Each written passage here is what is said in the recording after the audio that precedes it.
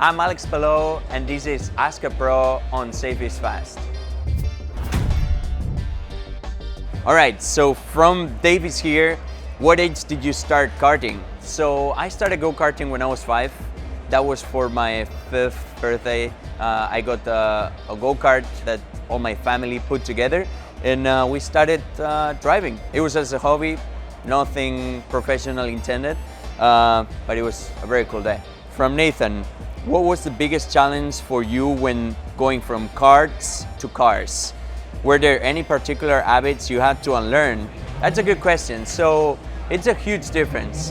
Just think that from when I was 5 until I was 14, 15, I was doing go-karts. So it's a small kart, no downforce, no suspension, and it's just like super pure, right? And then you suddenly go into single-seaters where you have tons of downforce that you don't really know how to use it, and you don't know, it's just one of those grips that exist, but you don't know how to extract it. So you just need experience.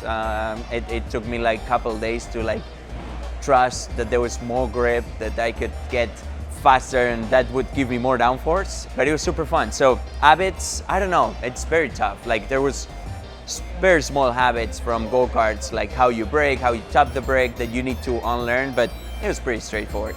From number one racer, how do you stay at the top and make sure you remain the benchmark in a super competitive championship? It's tough. It's not easy. Like it's, I don't know. Honestly, it's a tough question to answer. I just think that every day I go out, if it's practice, if it's qualifying, if it's a race, I'm just working for my job. Like I don't really think or care too much about what I did last year or 2 years ago. I think in any sport you kind of need to prove yourself every single day. I've been doing that since I was a kid because I didn't know if I was gonna have the financial support to continue racing, so it's kind of built in me, but just part of it. I just love the passion, I love the work that you need to do in racing, and I try and do everything as perfect as I can every single day. From Josh Wright, what's your mentality when it comes to risk versus reward? It depends. Like if we're talking about driving wise, I think if it's qualifying, obviously you're going for it. Like you just wanna get that reward. It's not the same if you're in Q1 than if you're in Q3. If you're in Q3, you know that you're already starting in top 6, top 5, so you want all the reward. At that point, I'm going for it. If I crash or if I do a mistake, I don't care. I care, but I don't care. If it's a race, it depends. I'm not gonna go crazy unless it's for the championship or for the Indy 500. What do you really like being rivals with your teammate, but also working together for the benefit of the team? How does this change in sports car racing?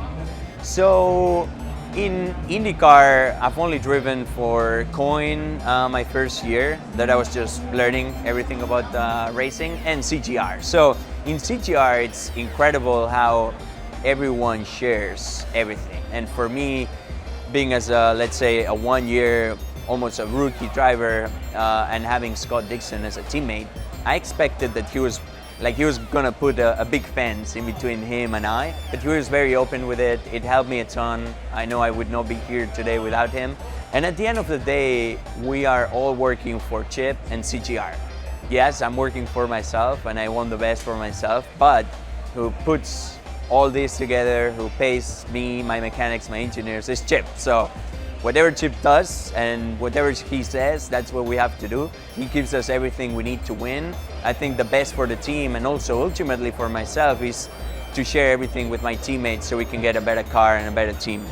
In sports car racing, it's pretty much the same. Like you're sharing a car and you want to share as much as possible with your teammates, because if they go faster, you're ultimately gonna have more chances to win the race. From Lloyd, have you ever considered a full-time career in GT racing at all?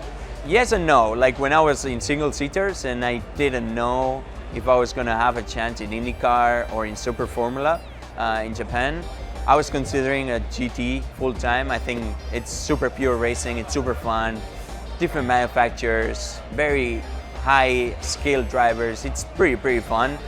but not now. Like I think I have the opportunity now in IndyCar to just try and stay here for a very long time, win as much as I can, and do some GT races alongside, which I did last year, no, 2 years ago, Indy 8 Hours. I'm planning to hopefully do a couple more this year, but not full time.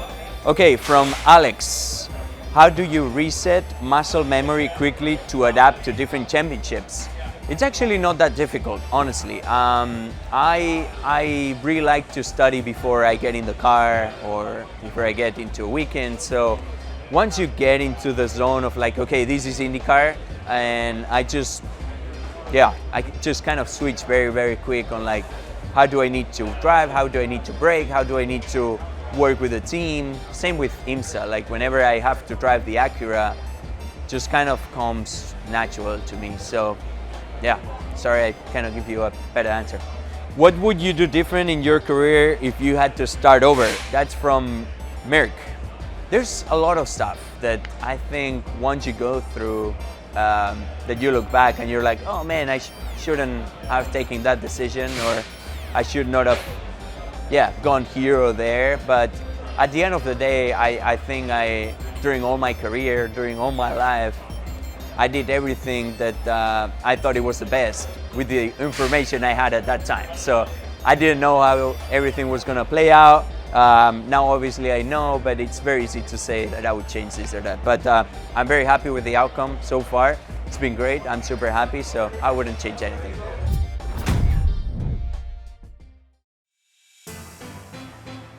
Thanks for watching. Don't forget to subscribe.